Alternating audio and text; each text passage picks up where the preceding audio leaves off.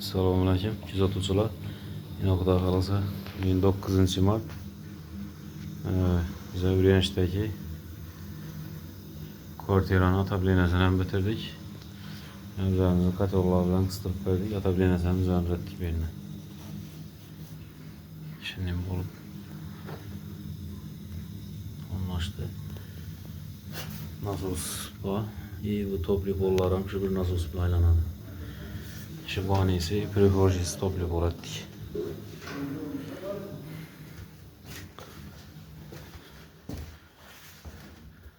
Şimdi tepine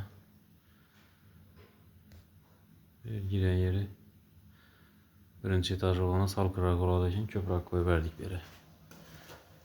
16 tane koyu verdik.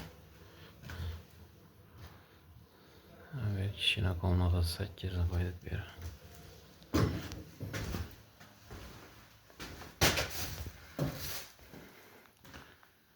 Ya bir kokmaz. Bir 12 tane koyduk.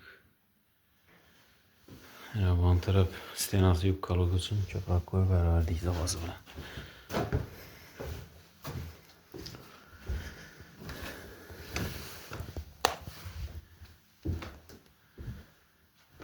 Benim elimin bataryaları var diye anlattırım. Ama özünü biraz koyardık. Tabii enerjinin demir torbadan aparat çapada açık olup öttüğüne.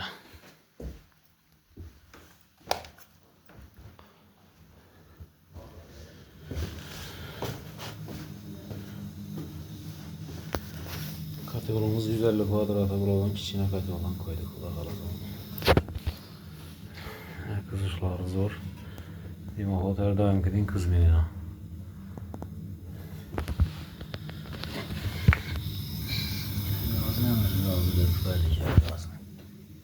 Mesela müracaat et arasında kemeşinin dikkatli ol.